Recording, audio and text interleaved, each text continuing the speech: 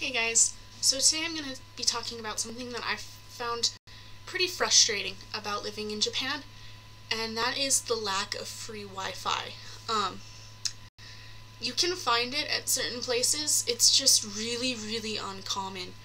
And I came to Japan with the unfounded assumption that it was going to be a lot like America and have free Wi-Fi pretty much at every chain restaurant, coffee shop, shopping center, really everywhere. It's not really the case. There's certain places that have free Wi-Fi. I found like Shijo shopping arcade said it had, or not Shijo, Sanjo shopping arcade said it had free Wi-Fi. I tried connecting and it never worked. Maybe it's just because I was getting on an American phone. Maybe you can only get on with a Japanese phone. I don't know. It never worked. And then a really ritzy coffee shop had one, but it was not feasible for me to pay a ridiculous amount of money to get a drink there just to use their internet.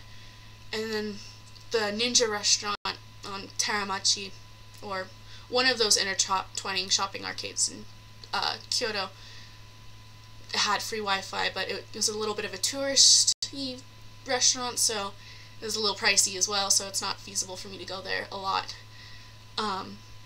So I came to Japan with a rental phone, like a regular flip phone, no internet service really, and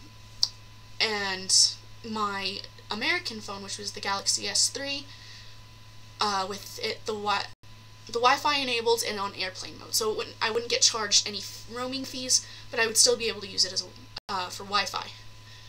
And I was like, okay, I can do this. I'll use my phone and connect to free Wi-Fi to get to Maps and Facebook and whatever I needed to, Skype, and then I'll use my flip phone for when I need to call people or text people. And when I landed in Japan, the airport had Wi-Fi, and then I quickly realized there was no Wi-Fi in Japan.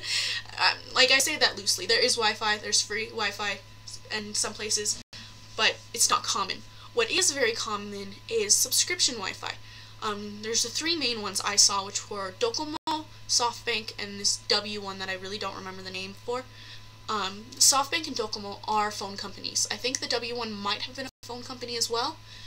And I'm under the impression that if you have a phone contract with that company, the Wi-Fi is free. Correct me if I'm wrong, I never had a Docomo or SoftBank phone. I had a rental phone from Pixel, which isn't a Japanese company. But what I did is I ended up paying for the subscription on the W one because it was cheapest and easiest for me to sign up for. And what it was is, like, you choose your amount of time. Like, it had like 3 hours, 12 hours, 24 hours, 2 weeks, a week, 2 weeks, and like a month. And so I kept using it for the 3 hours because I was in emergencies, like whether I'd get lost in the middle of the night and there's not a whole lot of people I could ask, hey, how do I get to this place? Or I really needed to find something on Maps, or I needed to contact someone through Skype because a lot of my friends who were on the same program as me assumed the same thing, and they didn't even buy flip phones. They were just going to use Skype. So that was the only way I could contact them, was through Skype if they were in rooms, which was really frustrating. But I ended up using that quite a bit and using a lot of money on paying for Wi-Fi. So I wouldn't recommend using that method. My advice would be, if you're there for a long period of time, buy or rent or whatever a Japanese phone with data, like a smartphone, and it will save you a lot of money. If you're there for a short amount of time, look into a prepaid SIM card if your phone accepts SIM cards. Another thing I heard is T-Mobile has the free international Wi-Fi now. I'm not sure how free it is, so I wouldn't rely on it until you look into it, because it may just be free for a certain amount of megabytes, and you don't want to be in another country and like pass that threshold and have to pay thousands of dollars in overcharges. So and then if you're only there for a short time, I think the subscription Wi-Fi is definitely feasible. You can get it, like, they have different hotspots all over the city, usually. The W one was the one I saw the most often, so I tended to use that one because it was most common. So if I'm just walking around and I see it and I still have, like, my some time left on it, I would pay for it, or I would just connect to it.